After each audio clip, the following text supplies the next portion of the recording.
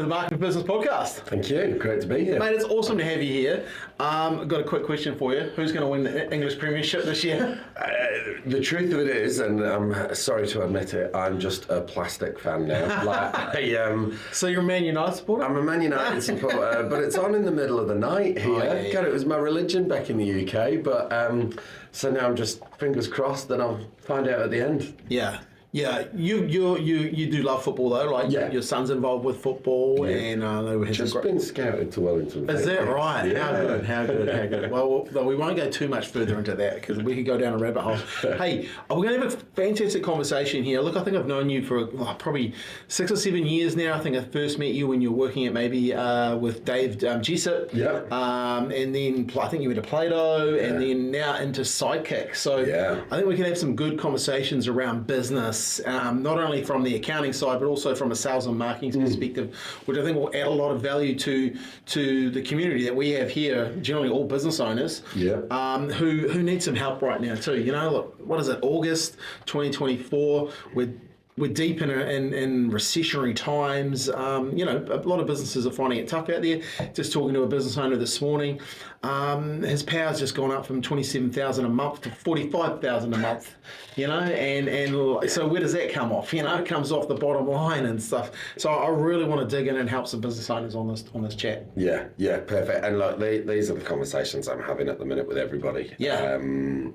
It's and funny actually, we're recording today, so today marks the 14th anniversary of me actually joining DJCA, right? So it shows my age a little bit. I've been doing it 14 years, but I think that helps though too, right? You've been through a few ups and downs over the years, right, with business, and you kind of learn from that. I think that I think people can lean into that experience today. So let's have a good chat. Hey, just talk about Sidekick. What do they do, and what's your role there? Yeah, so look, I suppose I'm a bit without a title, but I'm a glorified salesman, right? So I just love getting out there, meeting new businesses, helping them with their accountancy, right? So it's more than just a GST return. At the end of the day, like, we're not going to change someone's life with a GST return. As it even says on my T-shirt, be more successful, right? Nice. So the stuff I really want to do is just dive in and really understand what a client is all about. A business is often just a vehicle to help the client get to where they want to be, right? And so if we can really help a client understand where that is, that's the work we love doing. And then we do some tax returns along the way and some systems and zero and that kind of thing, Do you find that most business owners know where they want to go, or do you need to help them with that? Like, do they know their A or where they are and where they want to be? What's your take on that? No, I think we're so many of us, myself included at times, we're guilty of just kind of living by accident almost. It's like, I know one of your core values and like your theme for this year is about being intentional, isn't it? Right? Yeah, totally. Heard that from one of your great podcasts. Just be intentional, but it's way harder than it actually sounds. And I don't think people ask themselves those really tough questions. I was listening to something the other day, and they were like, the quality of your life is often determined by the quality of your questions and the questions that you ask yourself. And so really, what do you really want? Not many people want to go out there and be a billionaire, right? Or even a millionaire or whatever. But they want to be able to spend time with their kids. They want to have the freedom and the choice that they can pay their bills, they can go on holidays, they can buy the toys that they want. And I'm like, great, get that written down. So you've got a big why on why you're doing stuff too, right? Because when stuff gets tough, you can actually go to that. Because I know a lot of business owners, that one of the reasons they started is they want to make an impact, right? They're actually doing it for a reason. Maybe they had a better idea or a better way of doing it, but they want to make an impact. And then also they want that freedom. They want the freedom to make those choices. Unfortunately, as you grow a business too, sometimes you can get caught up in that and the fact that you don't actually have any freedom and you're making no impact. So let's talk about today how we maybe people can turn that around. I often joke with clients, I'm like, what's the way if you set up your own business? And they're like, money and lifestyle. And I was like, do you not want those? How's that working out for you? Totally. I think you need to go through a period where, sometimes you just have to go through some of those things to get out the other side too. And maybe that's where you are. So maybe some of the things we'll talk about today can really help you.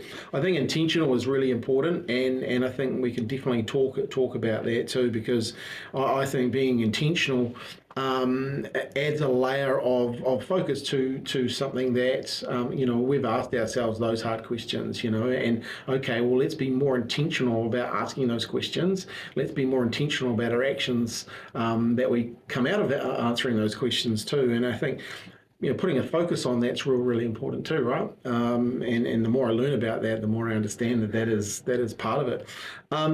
So when you look at your clients and what are you finding at the moment? You're talking to a lot of people, probably like me. I talk to a lot of people, so you kind of get the gauge of what's going on, and it's really, I find it really interesting. Maybe you found this as well. There's some people that actually never been through a recession that are freaking out right now. And maybe we could talk to them and give them some advice. But then there's some real seasoned pros that are like just rowing the boat, and they just keeping going, and actually put an outboard motor on the boat now and just stepping down, going a wee bit faster because they know what's on the other side. Well, it's two-sided at the minute. There are some incredible opportunities coming about. If your industry's struggling, if your competitors are struggling, and you've actually got a great strategy and it's going well, hey, you might be picking up some really cheap gear coming up, or some really awesome employees or whatever, right? There's gonna be some awesome opportunities for the good operators. And there's some amazing people out there, like Cam Bagri speaks really well about this point. It's like, in tough times, this is when it's kind of a bit fun. This is like when there's a rising tide that lifts all ships, great, we're all making some money. But when it gets tough, that is when you kind of test your mettle and you see how you're going. So my question to you then is, okay, what makes a good operator when it comes to business? Like, what's your thoughts? Cash. Yeah. It's almost that simple. And coming back just one step on this, right? This is genuinely my first really tough economic time to operate through, right? So I'm just turned 39. Lots of business owners my age. We might feel like we're a bit invincible, right? We got through the GFC, and we got through the earthquakes and the COVID and all of this. But you think about all of those events, right? GFC, kind of flash in a pan here, wasn't it? In Canterbury, right? Well, we caught the end of it because we didn't catch the full blast because the earthquake came in and stimulus came in. So we had $40 billion chucked into our economy here, right? And then the same with COVID, right? We had all of this false stimulus chucked in. So we might say that we've got the badge that we've been through tough times, but we actually haven't, right? And I think this, if you're 40 or 45, whatever, or younger, this is probably going to be your really tough time. I do actually think that the environment has probably hit its lowest low. I think that I agree. Access to capital, interest rates, the tough side of operating, I think we've gone through the worst. I certainly hope we have. But, so if you're in good nick now, great, I reckon you're fine. If you've got some legacy problems now, like you're carrying too much debt, you've not got enough cash, your power bill's just gone up 50%, your insurance is going to do the same, everything's getting more expensive. If you are struggling with those things, I think you've still got more hurt to come. So I agree, and I think I can see, I can definitely see some business owners hurting, and I think one of the things I would say to them is, okay, how do we be more resourceful? Okay, I remember in the GFC and earthquakes, our business was fine, but you couldn't do anything, right? So how do we be more resourceful? So we started doing seminars and workshops in other parts of the country. Did I want to do that? No. It was stressful to go out and do those other things and all that sort of stuff. But how could we be more resourceful? Who else can we help? And I was thinking about this the other day. Like, if you have a local business, if you have a business, say you're a carpet shop and you're in Pukekohe, how could you get everyone around your area to come in and like all the other businesses run a lunch and learn or an after 5 drinks, because everyone's in the same same boat, but you be the catalyst for that coming together, right? And I just believe sometimes people don't have a money problem, they have a people problem. They're not talking to enough people. So how do I manufacture talking to more people? What could I do to be in front of more people and be more resourceful for that? Because I do hear a lot of people, oh, but it's tough out there, but then there's no actions happening. Okay, so maybe I'm a tyre shop in Blenheim, and I go, okay, well, I'm going to get all these business owners together, and we're gonna brainstorm, but we're gonna have a couple of beers and we're gonna do it, you know. And maybe I take some social media posts about that and what we're up to and how we're helping the community, and maybe that just stimulates a bit more growth. I agree 100%. Right, if you're the carpet shop at Pukekohe, right, and it's quiet at the minute, it's tough. Like there aren't as many new builds, there aren't as many. Do we believe that people have instantly stopped buying carpet? No, probably not. No. It's just maybe there's less carpet being sold, right? There's more competitors still, but there's less buyers. Yeah. So how do you become the buyer that they choose? Yeah. And also, how do you chat to them? And what can you do? And you talk about being resourceful. One of the things I love to do is go, well, hang on, who's talking to my carpet buyers? Yeah. Who chats to my carpet buyers every day? Yeah. Is it builders? Yeah. Is it, I don't know, right now I'm on the spot. But, you know, like who is having those conversations with the people that buy carpet? How do I put myself into that conversation as well? One of the cheapest and easiest things I've ever come across to like get yourself out there is you find out who's talking to those people. You think about what can you give away, right? What's of value that you can give away?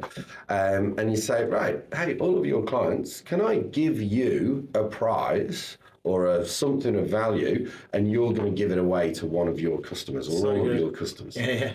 So good. You know, like you sort of talked about quality of questions before, and I always say to people, okay, here's the question you need to ask, and it's on the line of what you just said. Who has my ideal client or customer before me and after me? Yeah. You know, and then that's where that JV, you start writing a list of people that have your ideal client before you and after you. So a good example, if you just said, like say you're a carpet shop, builders have your ideal client before you, you know, builders, you know, like the bank has your ideal client before you and after you, you know, the interior designer, like there's a whole list of people that have your ideal. So then you can then go, like the guy mowing the lawns, you know, like there's a whole bunch of them that you could be talking to and doing joint ventures with to create that buzz and get things going. And then 1,000 more people know about you. Yeah. And, you know, as you know in marketing, what percentage of your market is buying right now? If it's carpets, you'd probably be lucky if it was 5%. Yeah. Right? Yeah. Even thinking about it. So you need 1,000 people, 1,000 new people to be thinking about it. So, you know, I think a good operator right now has to be resourceful. You have to be resourceful. You also have to have that mindset that, you know what?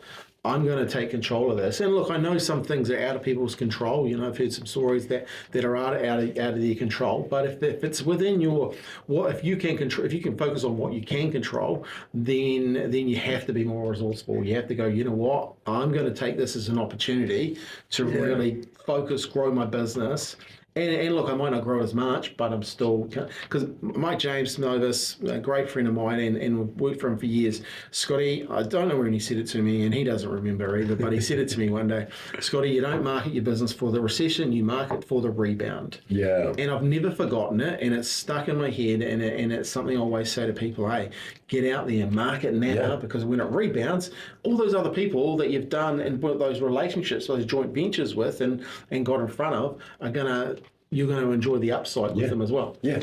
And what you've done is you've just gone out and you've just made some mates that are in business, that are in the same boat, that you've given them something, you've given them a reason to go out to their clients. So their clients love them, right? Yeah. Like you've all just had a win, and then, like you say, when the rebound comes, you're the one of choice. Yeah. So, one thing I was going to say, like you'd asked me in the bit of a kind of pre-questions to this around what mindsets do I use? And like you say, you know, things are in your control. It is rare, but obviously events happen and bad things happen that are out of your control. But your response to them is always your choice, right? And so one of the main mindsets that we go through, and I go through this with the team all the time, and I test them on it, and then they hold me to account when I'm not living into it, right? I love that. Yeah. And it's this one called or bed. So you imagine you draw a horizontal line through your page, right? And above it you've got the or, and then below it you've got the bed, right? Nice. And kind of the analogy of that is the or is what's kind of pushing you through the water and getting you through, and it's in your control, and the bed is just when you're hiding from the world and you just don't want to be whatever. Yeah. Or stands for ownership, accountability, responsibility, right? Nice. It's all there, okay? And bed is blame, deny, an excuse. There we go. Blame, excuse, and deny, right? You can tell when people are doing it. This is so visible when you're aware of it. People that are like, they're taking control. They're talking about I this, I that, we this, whatever. When they're blaming, denying, making excuses, it's all about you or them or they. You know, this is a problem because they did this. It's the victim or victor mentality. Totally right. And the amount of times, like I say, I'll have a whinge in the office and people are like, you're below the line, you know. So. I like that, below the line.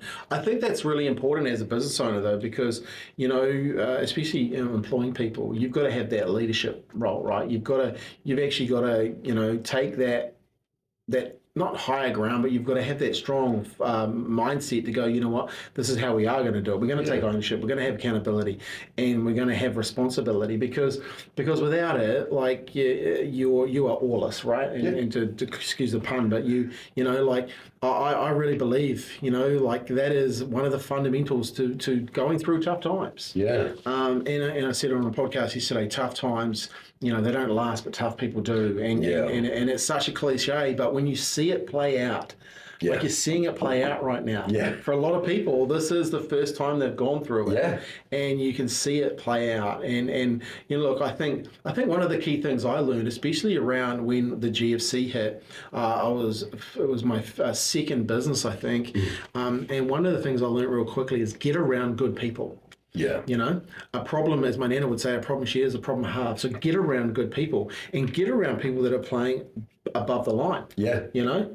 And I think you don't want some advocacy group where you'll just catch up and whinge, right? No. You just live in your problems. And I think if you're in that group, you got to get yourself out of that group, and that's the truth around what it takes to really grow and be around. You know, when I heard my mate and the business owner say this morning around his his power. And I was like, man, I just need bigger problems, you know, like seriously, like, and he's dealing it like a boss, right? You know, and you know, you look at my power and I'm like, okay, I've got nothing to worry about as far as my power, you know, but like that's a bigger problem. And you know, it's a successful business, but it also, that's the impact of everything right now, you know. And how many businesses right now? You know, the cogs in my brain were turning when you said you've gone from 26 grand to 40 plus, right? And I go, right, that's 13, 14 grand a month. You've now 216k a year increase.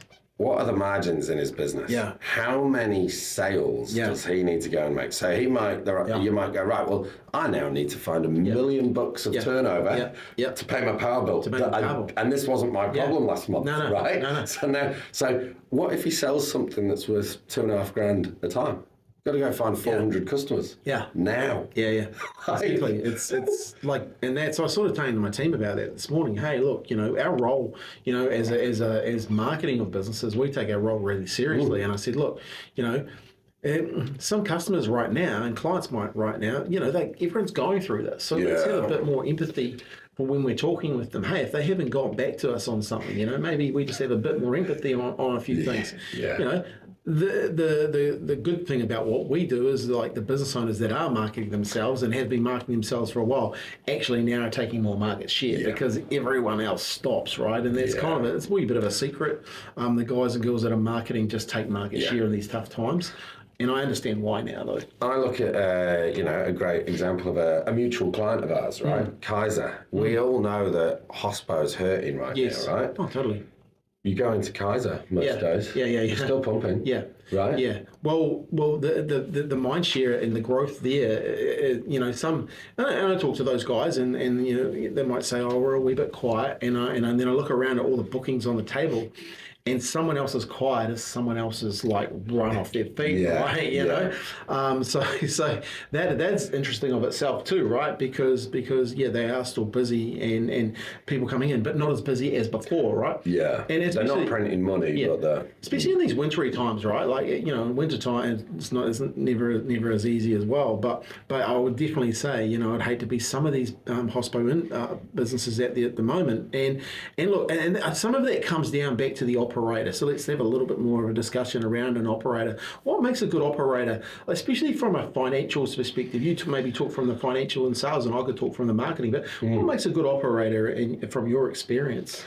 Because you talked about cash. Yeah. You know, how's it a good operator? How do you see them keep cash? Right. So they've got good financial structures now, and the other thing is, right, this is tough.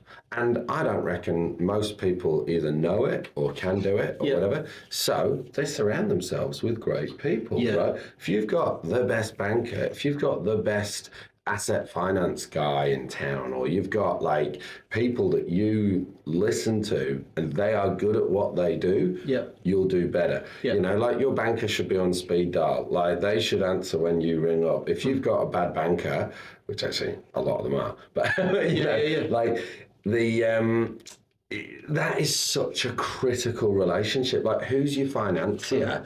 Because how are you going to have access to cash, right? Have you got a whole heap of plant and equipment that you readily pay off quickly, right? Yeah. Because it's my dad taught me this, right? So my dad went through some pretty rough recessions, you know, and poor timing with divorce and all of this and that. Yeah. So, you know, I was telling the story the other day of how he sold a house for, you know, half of what it was worth probably a year or two beforehand because he had to. He couldn't hold on to it.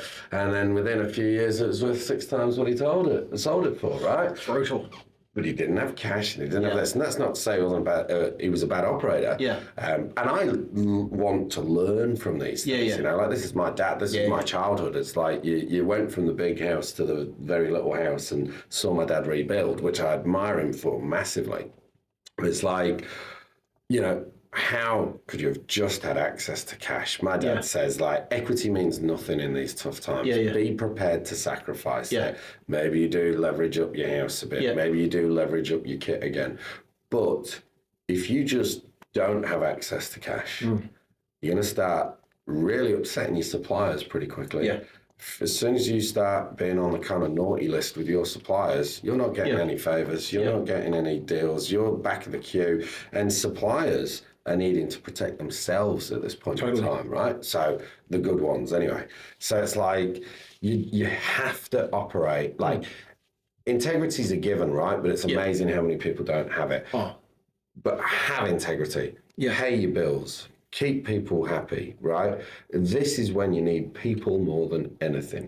Another one of the adage that my dad taught me was, you know, business is easy. You only need 2 things: customers and cash. True, right. And as long as you got them, you'll be all right. But the magic is in making sure you've always got them. I think like that whole.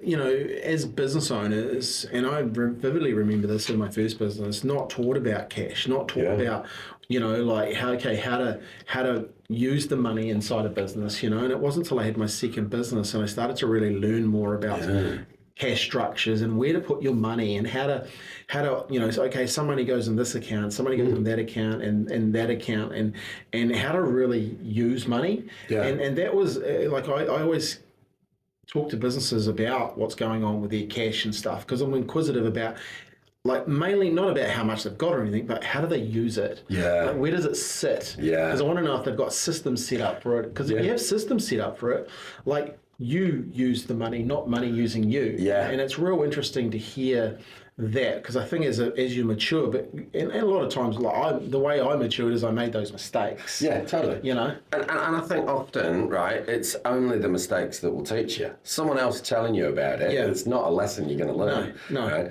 Right? A case in point today. Another key question I always like to ask people is, what actually does keep you awake at night? Yeah. Right. If you can understand what's that thought that you wake up and you're thinking about it, and it's often money. Yeah. But what kind of money? Yeah. Guy today got no debt in his business. Very happy with that. But he's got some IRD debt.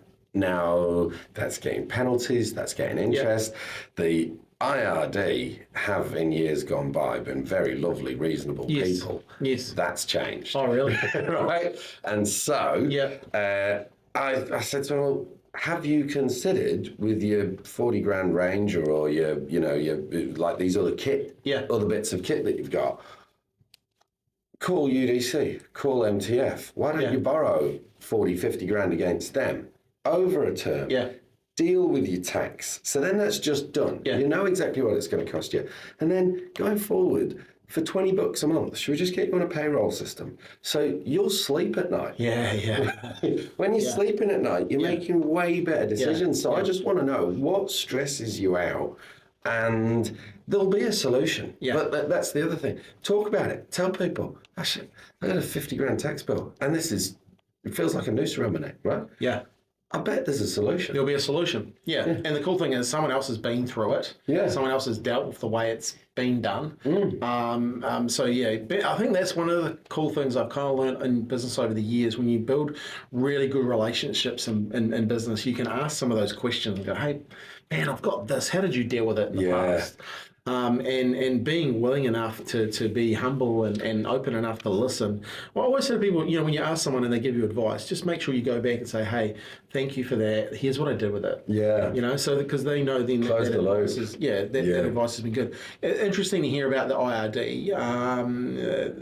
Obviously, they've been reasonable to people over the years, but now it's like, okay, the money, let's pay it back. We need to get outside of the ledger going. Any particular industries you see in trouble with that? Like obviously construction is a big one at the moment. Look, if you pay wages, just pay the PAYE. Yeah. Very few bills you don't pay will land you in prison. Yeah. That one will. Yeah. So I always find that interesting because I just use software for it because I'm like, I don't want to deal with any of that. Nah. And I was talking to a mate about it and he was like doing something on an Excel spreadsheet and I was like, dude, this is like $20. Like, why this piece of software is like, just use this. He's like, I didn't even know about it. Yeah. And his poor wife was doing it. Yeah. But $20 later, boom. Yeah. Well, that's the other thing, right? What admin are you doing in your evenings and weekends, right? There'll be a system for it, right? Make it, or pay someone to do it, or do whatever. I've not sold payroll to clients. That's not quite true. Pretty much for 14 years, I reckon 1 in 20 people I speak to about payroll, we do payroll for them. Yeah. Because I go, here's a piece of software, it'll do it for 10% of the price I can do it for, and you'd still have the same amount of input. It is only when they've got to, there's 3 or 4 people that are responsible, whatever, that they'll get us to do it, right? But it's like, if you don't pay your PAYE, that's treated as theft from your employees. Wow. That is how it's treated, right? It's a theft. So deal with that, right? Same with your GST and stuff like that. Like, have a plan, be intentional. It's painful because you think, how did the government help me in this transaction for me to make this money, right? I remember when I first started, I had this wad of cash and I was like, oh man, I'm going to go out and buy. And I bought something and then I got this tax bill and I was like, oh, hang on, what's that for? I haven't made any money. Yeah. And then the penny drops. Yeah. And I was like, oh shit, that's how it works. Okay. I spoke to a couple of guys about a month or so ago, right? And they were hurting.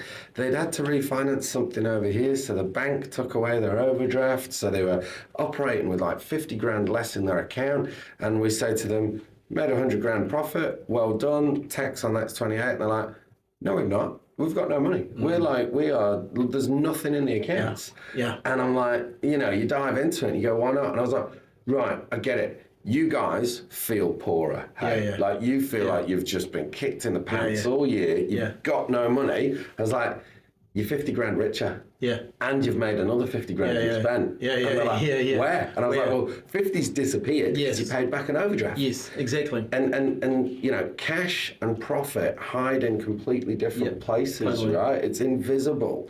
And I joke all the time, right? There's this dude called Pichlet, I believe, who invented modern accountancy. Oh, yeah. This is what we do, right? Modern accountancy. The dude died about 500 years ago, and we still call it modern accountancy, and we still use it. And that's why, as a business owner, and you go, well, where's my income? Like, you run your profit and loss, and you go, well, where is it? And because you take drawings, that's tucked away over on your balance sheet. People don't run that report. No. So that's another thing I tell people, actually, is people that make good decisions have good data. And it is really easy for them to find, right? Like, you dive into your Xero or whatever system it is that you've got. Well, you see it all the time with like people that sell online. Imagine doing that without Google Analytics or Shopify reporting or whatever, right? You need this stuff, and it needs to be at the click of a button, because as soon as it isn't at the click of a button, you don't go looking. No, totally. And I think that's a really interesting point. Good data, good decisions. Where, you know, like I remember back in the day in that business, I was using a piece of software called BankLink. Everything was locked in the past. Now, obviously, on Xero, how many years later? You know, 15 odd years later, everything's looked at forward. Planning is done forward. One of the smartest things I ever did was open a profit account. So every part of a sale goes into that profit account. So the challenge is to always grow that profit account, right?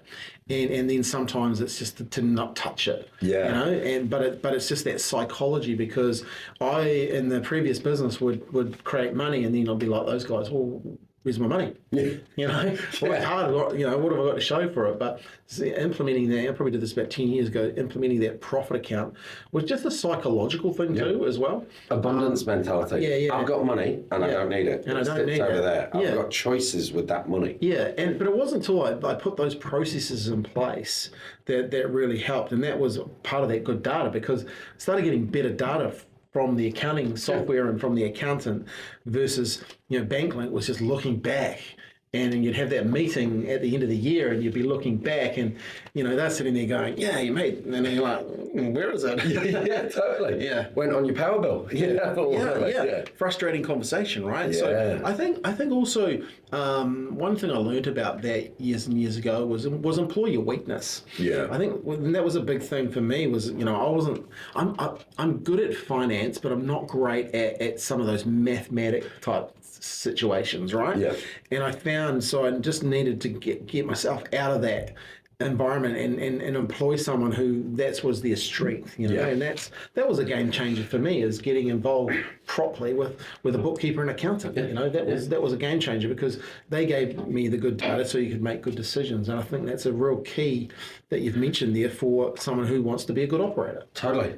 And you've just touched on another point which I cover off all the time with my clients, which is the organizational chart, right? So you're good at loads of areas of your business, and that's why you're in your business. But you are going to have blind spots, and you're going to have gaps in your skills and whatever, right? So every business has this. If anyone's listening or watching, grab your pen, right? Nice. You've got 10 hats in your business. You've got a shareholder hat.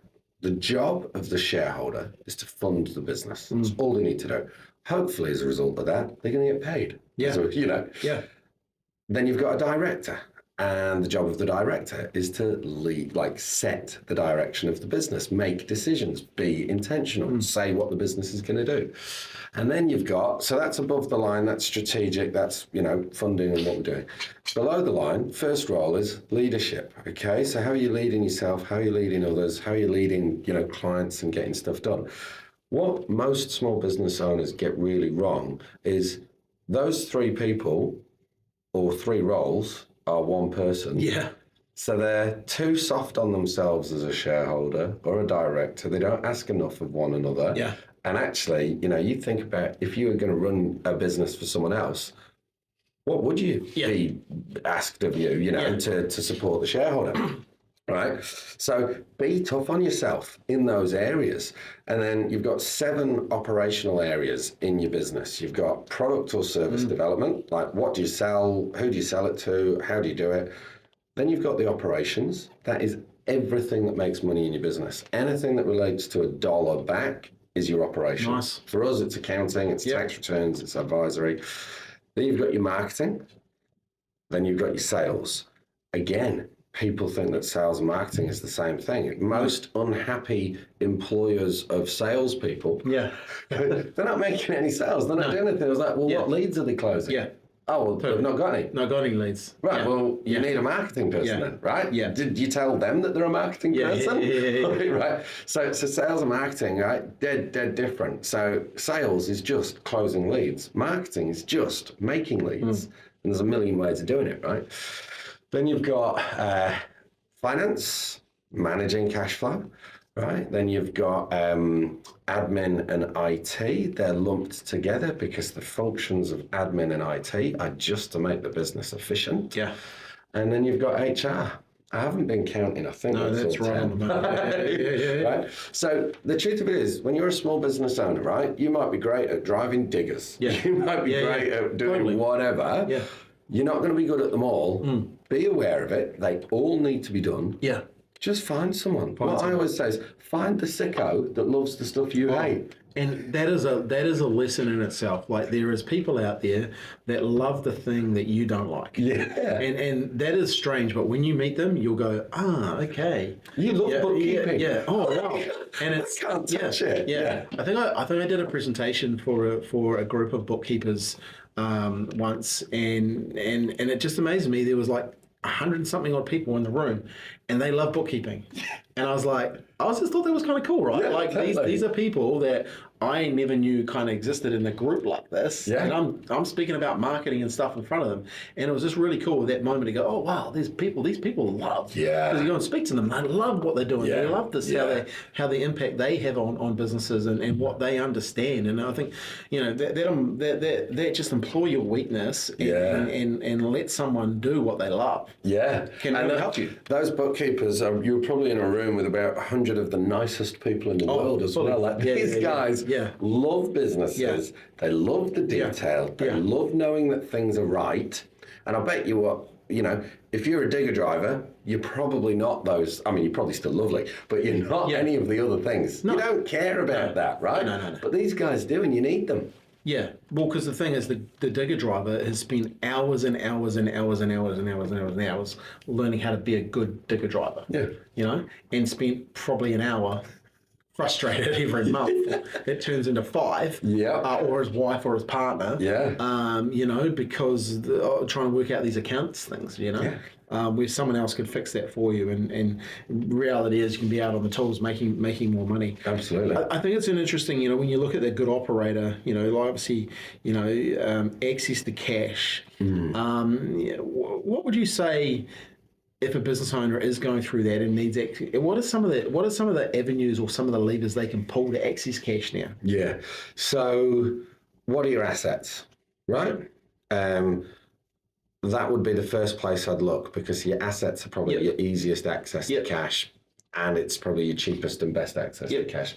Another thing is I'd go, what are you currently funding? Yep. So where is your cash? Is your cash sat on shelves in stock or in whatever, or is it on stuff that's on the water? Yep. Right? How slow is your cash cycle? Do you spend money today, wait for it to arrive, stock it, sell it, get paid a month after that? Yeah. I'm seeing people where they might have 200 days return on investment. Wow.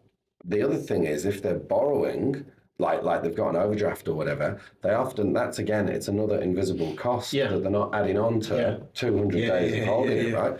So banks have some freaking sensational products like trade finance or whatever. Like, if you're bringing something in from overseas, don't pay for it yourself. Yeah. Pay for half of it, baby. Yeah, okay. Borrow the other half. Lock in your Forex, lock in your insurance, lock in your term. You might pay for it then, the rest of it, just about when you're getting paid. Nice. So these are the tools that are open. So where would someone find out about that? By having a freaking good banker or advisor, right? And asking, right? What keeps you up at night? What's the problem? someone's going to know the solution. I was trying to think of the guy before, but I watched this video the other day, and it was on Magic Johnson. Oh yeah. So Magic Johnson, he was asked what was his best ever advice, and he said, his mentor or whoever said to him, if you want to be the best basketball player in the world, you have to have the best lawyer, the best accountant, the best. And it was it was really interesting because you're going to be the best. You need other people being the best, looking after. And I thought that's great advice, right? So if you're you're doing something that is where you're wanting to be the best, finding the best banker, and like you don't have to find it's the best banker for you now. Yes. It's not it's not the best banker that's like, or the best lawyer that's charging $2,000 an hour. Yeah. It's the best banker and the best lawyer for what you need right now. Yeah. For what you're doing, and also maybe pay some more. But I thought that was great advice from that he got. And obviously went on to be, world class, one of the best for the Lakers ever, etc. But that was the advice he got. And you look at so many of these guys, and how many of them actually end up poor on the deathbed, right? Yeah. Like, it's all gone like boxers. I mean, I'm sure it's not conducive to good money management being punched in the head all the time. Probably not. Yeah. But these guys just, honestly, they make a lot of money and they lose it all and more. Well, I think that's kind of similar to some business owners, right? Like maybe the money's come so easy that in the past, especially in Christchurch, maybe the money for a lot of them came easy because we had this huge influx of money. $40 billion 10 years ago just dropped in. No one really had to do any marketing. Yeah. I remember me and Andreas, we started on Page One Media. It was going well. We decided we were going to go target the construction. We thought we'd get into like construction marketing. And it was funny, like I think 3 days later, the earthquake hit. No way. Yeah. So all of a sudden, like, did any construction guy need a marketer? None of them, right? Just needed someone to answer the phone. None of them needed any help with that. So that was kind of dead duck. But now we get called from construction companies all the time. Yeah. And we're like, I think you've left it too late. Yeah. Some of them we take on, but some of them they just left it too late.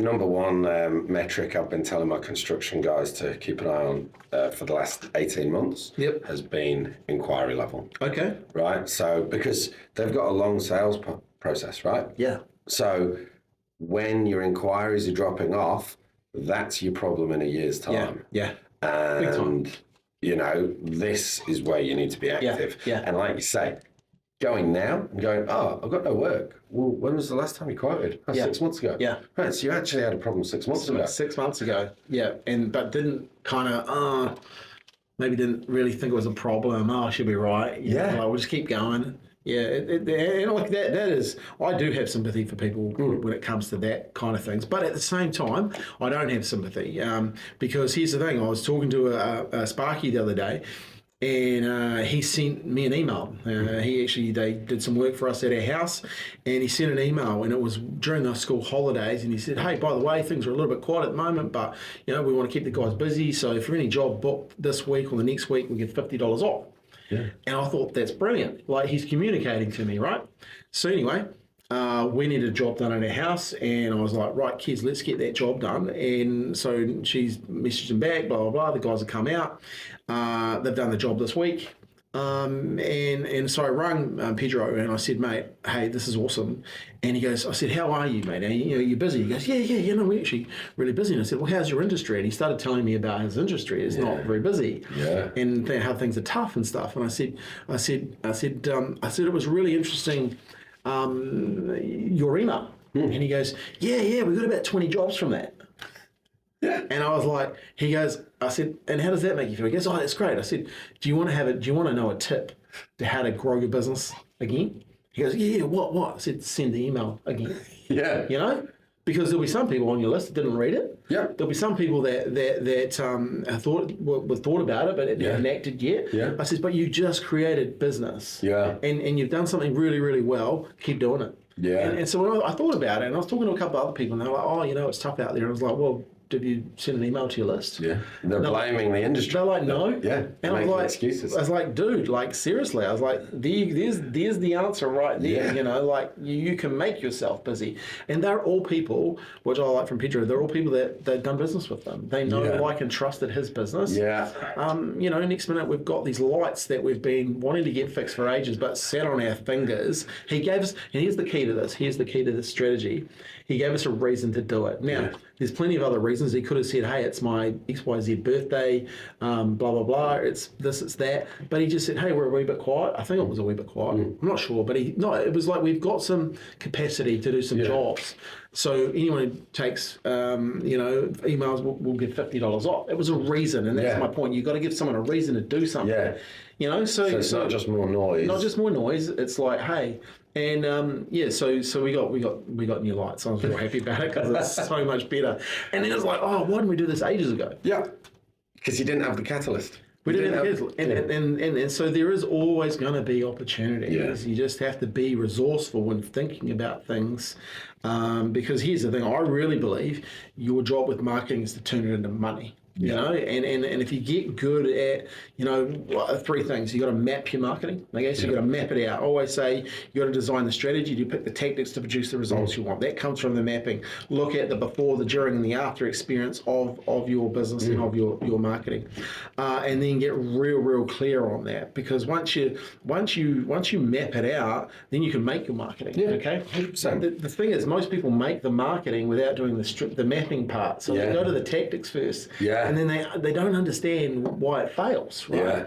So make your marketing and then measure it. Okay, where do you measure the success? Yeah. And it's something I like when we're talking to you. You're always talking about, okay, well, how are we performing here? Yeah. You talked about analytics just before. You talked about good data.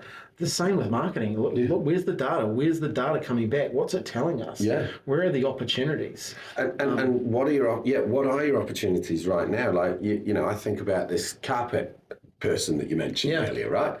So they're quiet and they just want to get stuff in, right? Their version of an email is maybe anyone that they've sent a quote to in the last few years, or anyone that they sold carpet to 10 years ago, or whatever it is, right? Email them all out. It might be anyone that buys carpet this quarter is going to go into a drawer, and you can have your house cleaned for a year. Yeah, right? It ties it back to the carpet. Yeah. Then what you do is you ring a few cleaning companies. You're busy. You're not. Right. Can I promote you out to all of my clients? Yeah. All I ask is, I'll pay half price or something like that. Nice. So it might cost you nearly nothing, right? Yeah. You've promoted them. You've tried to close some deals. You've done whatever because people are just sitting on their hands, not doing anything right now. Yeah. People are holding on to their cash, and your business needs their cash. Yeah. So just do something. Well, that's the thing. See, you don't have a money problem. You have a people problem. So you need to get in front of more people because the people have the money. Yeah. And give them a reason to do business with you. And I think that's one of the keys to right now. And I always go back to during the GFC and then the earthquakes. I already just remember seeing this restaurant, and it was a steak restaurant, and it was $10 steaks. Yeah. And he was busy. He was busy. And I was just like, there's a guy who's made an offer to a target market. Everyone else is going, oh, it's not very busy. And he's got a $10 steak. He knows when he gets people in for a $10 steak, what are they going to buy? Yeah. They're buying a wine, they're buying a beer, they're probably buying something else, they're bringing a friend. Yeah. And they're not making a $10 sale, they're always making a $80 sale. And there was a great offer for the time. Funny enough, now at the moment, I think he's got a $22 steak going. Because I hadn't seen him doing any of that kind of advertising. Yeah. And now as it's got tough, he's started to advertise. He advertises in the window of his business. And I think it's a $22 steak. Right. And it's like, okay, he's running the same, because success leaves clues, right? So it's failure, but success leaves clues.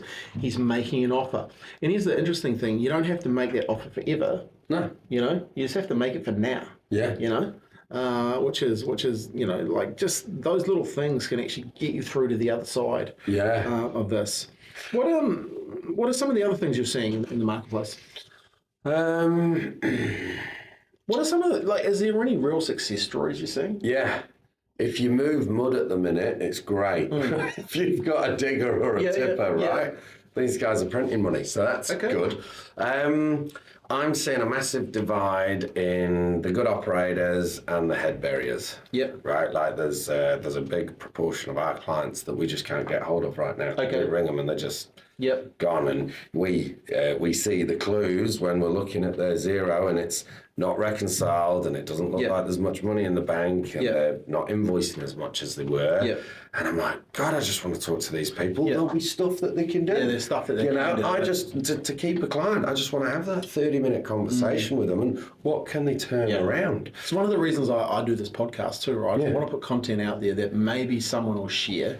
Yeah. And that's when I'll say to people all the time, please just share this, because maybe someone's going to hear that there is a way out. Because I just believe a problem shared is a problem halved. I always but also believe you're either part of the problem or you're part of the solution. Dead right. So you're wanting to be part of the solution because you've got experience. You've got experience in what you know, what you're dealing with other customers, what your dad taught you, what Dave taught you. There's a whole bunch of experience there that if someone just was willing enough to just to say, hey, you know what, Rick, just give me half an hour. Yeah. Just can we talk for half an hour? This is why I love a podcast like this as well, right? Because you can do it pretty anonymously. The person that's battling can actually just quietly listen or watch this, and and actually hopefully just on that then. So what's your phone number?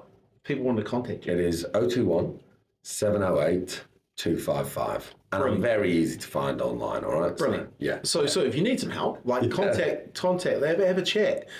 Because, I really believe a problem, problem shared is a problem halved.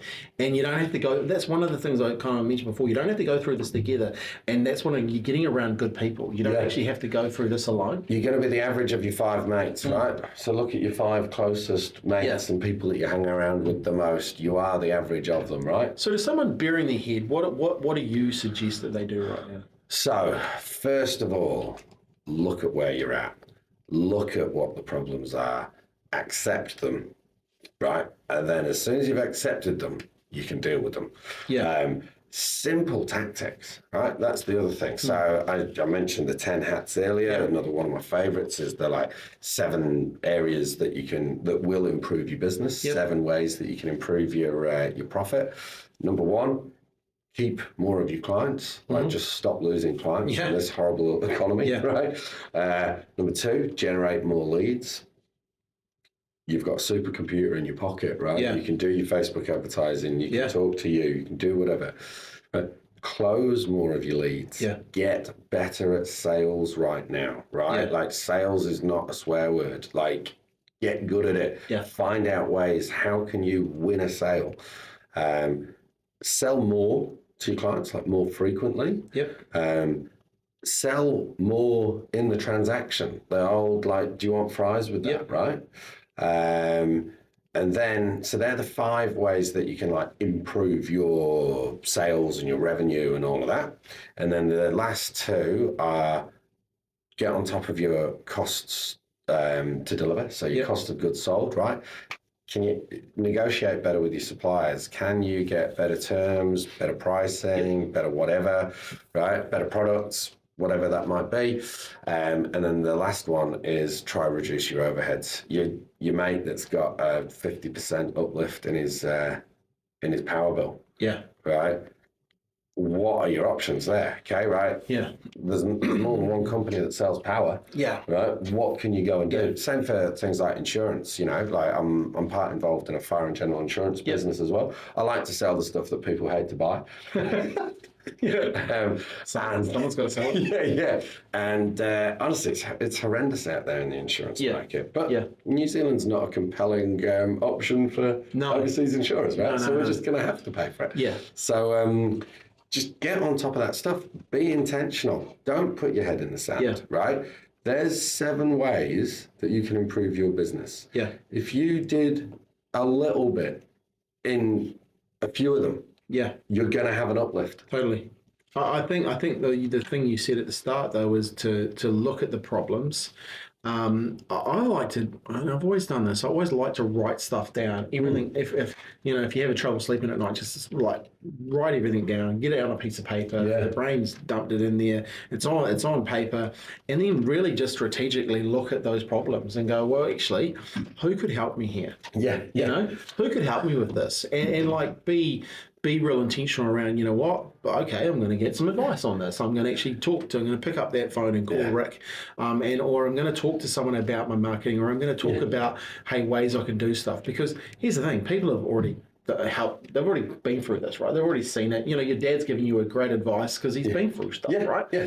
It is so unlikely that a problem that you've written down is a brand new, unique problem that no one else has had. Yeah, right? It's like a marketing idea. Someone said to me one day in a seminar, I said, they didn't want to share their idea. And I was like, okay, why is that? Well, someone will copy me. And I was like, okay, well, that's fair enough. I don't, but what are you going to do about it? Oh, well, I've been thinking about this idea for 3 years. And I said, with all due respect, someone, I guarantee you, is already doing your idea. Yeah, and you've given up on 3 years of revenue. 3 years. I was like, keep it a secret. So just start, make the first step, take the first action. What's one thing that you could do? When you look at that list of Rick's, what's one thing you do? Well, one thing you could do is just write everything down. Yeah. You know? And then you could, one of the things I'm a massive believer in events. You know, we just had a lunch with all our clients. Yeah. Get them around. We had pizza. We had it at one of our clients' venues. Yeah. Had them all there. Because one of the questions we get asked all the time is, how's everyone else going? Yeah. So I was like, well, why not just get them together and then you can talk to them and ask them, you know, and get them all together. And look, I don't know, it costs us a couple of grand to do that, but you know, one thing is they're all talking to each other. Yep. You know, all my team are there talking to the clients and they're having a great old time. They have some nice food, so they remember us for that. Yeah. If nothing else, and also I just, by the way, if you can, bring someone else along who would benefit from being around good people. Right, and this is it with the number one on that list. Lose less clients right now, right? Yeah. A big lunch is one of the best ways you're going to keep that person's business for another year. Yeah, they've learned, they see you as the expert, they've made some new mates. What a great experience, right? It's and if your budget doesn't quite stretch to that at the minute, be resourceful. Host something at your office. We've done one already in this quarter here at our office. Yeah. You know, so we've done both. We bring people in and have a beer and have some. Host it in your office. One thing I'd say to that is you know, when you're doing making that invitation to bring someone else along, you know, make sure that everyone mingles with each other and knows and has a good time and has a good experience with it. But it doesn't have to be that big extravagant lunch either. It can just be resourceful for what you've got. And be the right fit for you and your clients. Yeah. And also think about, coming back to when you know who your perfect client is, right? Where do they already hang out? Yeah. Make it easy. Yeah. So that they do want to bring their mate and do whatever. Yeah. So and don't do what I do and do it when people are on school holidays. Yeah, there's a tip there for you. I had to reschedule that one. Oh no! But that's why I shouldn't be allowed to be in charge of that. You know? Yeah. But you know, as a capable female. Yeah. All the things that are in your blind spot. Bronte told me off straight away, so I was like, oh, fair enough. Yeah. I guess the thing there is, it's easy to hear this stuff, and that's one thing I'd say to people here. It is easy to hear. Some of the stuff. It's easy to hear these 7 things. Stop losing clients, generate more leads, close more sales. One of the keys to that is have a really defined offer. What value can you maybe give more in advance, especially in these times that people see it disproportionate to what they're giving you, right? Yeah. So really, stack the value there. It's easy to say, sell more and all this sort of stuff. But I think people, you need to really make that decision and do one of them. Yeah. Do one of them. Do one of them. Because one thing I've learned about that, especially in tough times, if you start getting momentum, things start to snowball, right? Yeah. So if you've got your head in the sand, I remember, I don't think I've told many people this, but I remember back when my business wasn't going very well, my first business, this would be 20-something years ago, I'd never open up my bank thing. Oh, you're terrified to see the number. I'd never open up the envelope. Yeah. Yeah. And it was just a real, it was, and that was a signal to me. And I caught myself one day, hey, what's wrong here? Yeah. Okay, let's just take ownership. Let's do the or. Yep. Let's have ownership. Let's have accountability. And let's have responsibility. I just owned up to it. And it was maybe that was 20 years ago. But it was a signal to me that you've got to front this. Yeah. And I just remembered it. So I started opening them and I started looking at them and going, oh, Jesus. Yeah. And not the funny thing, but I remember cleaning out some of the garage years later and going, Jesus Christ, I wasn't that much debt, you know? Far out. Now I don't have a credit card personally and stuff. But at the time it was bad, you know? And I just remember it wasn't until making that line in the sand and going, hey, okay, got to face it, which is what you talked about, right? I was told a trick from a client of mine, right? Awesome fella and very worldly wise. And he will often do these challenges or whatever. But once he was doing this challenge, and one of the simplest things, and this has stayed in my mind for about 15 years, is he goes, check your bank account every day, right?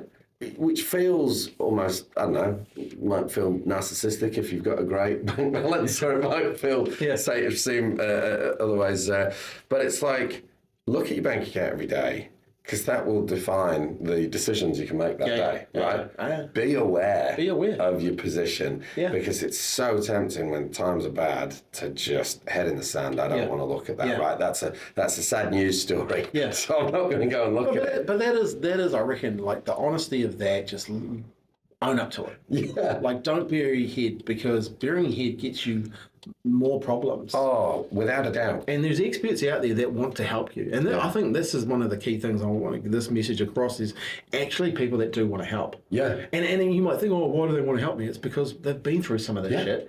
They've got some results. They actually want to help. Yeah.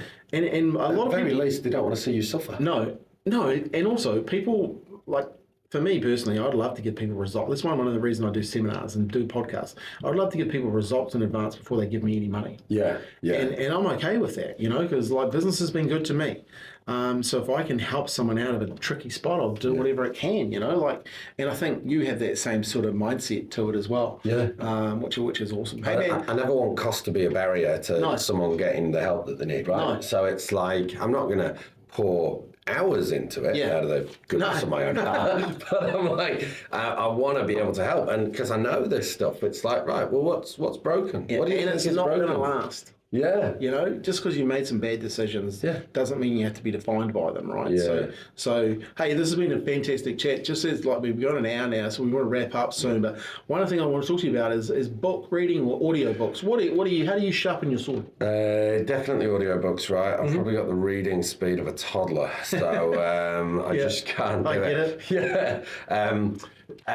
Audiobooks, get yourself a really good podcast app on your phone. Make it convenient, right? It's like anything that you do.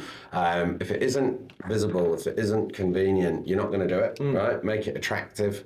So what do you listen to at the moment? What's some of the things that you listen to? Favorite podcast? We Study Billionaires. Okay. Love it, right? Just not that, again, I have aspirations to be a billionaire. That's not me, but what they study, they go deep dive into some really cool businesses and really great insights. I heard a great business idea the other day from this guy. He's a billionaire in America, and so what he's done is in basketball, like so when teams are losing, right, their fans leave the stadium. Yeah. So what he's doing is he's done a deal with the people that own all the seating inside these stadiums, where he's got an app now.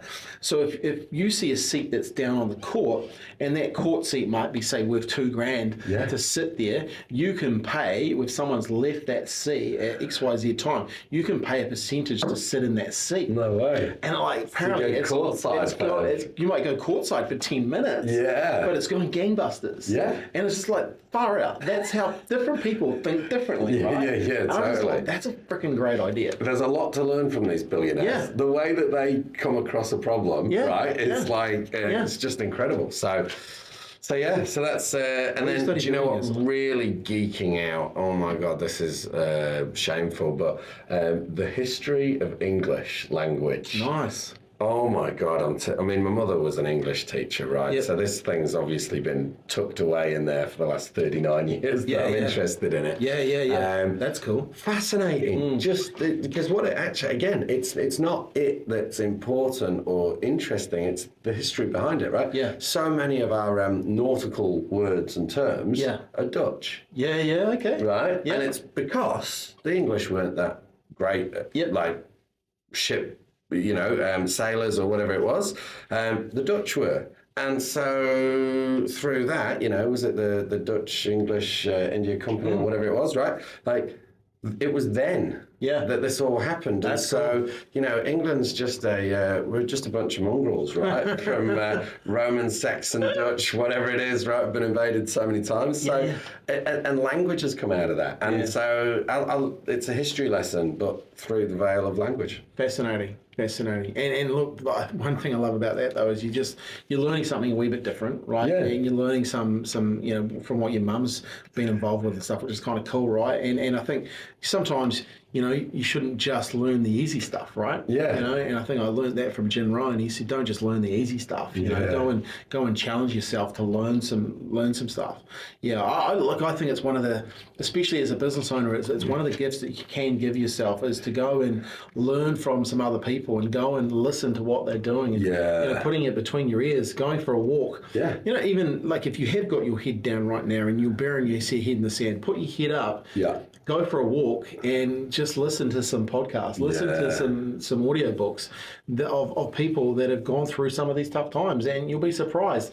It won't make a difference to you that day. No. But the next day, you do it, and then the next day, and all of a sudden that becomes a habit. Yeah. And I guarantee you, because your references and your where you're getting your inputs have started to change, you'll start to lift your head up. Totally. You'll start to go, you know what? Hang on.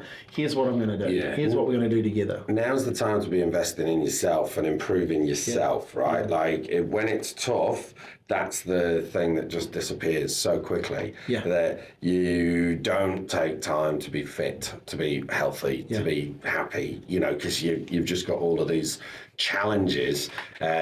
Take the 30 minutes a day to go for the walk, to listen to a podcast, to do whatever, because you have to. Because as soon as you're not doing that for yourself, you're just going to get diminishing returns. Yeah, you got to look after yourself first. There's a reason they say put on your own mask first, right? Yeah. And then that is the reason, right? You got to look after yourself. You're no good to anyone if you're in bad nick. No. And look, men in particular, terrible at this. Terrible at asking for help. Terrible at looking after themselves first. Yeah. It's just, we deal with problems, not ourselves. Yeah. Right? Yeah. It's how we and I think also, like, if you are going through that, get around, go to a different environment versus going to the environment that you're at. Yeah. Maybe if you're in a bit of hurt, well, not getting advice from the pub, it's probably get some, maybe go to a networking meeting. Yeah. Go to something, to just get yourself out of that. Go, versus just doing the same things. Yeah. Change your environment. Change your, is it your physiology and your environment and all of that. So get out, move. Yeah. Hey man, this has been an awesome chat. Yeah, so many great takeaways. Where do people get hold of you?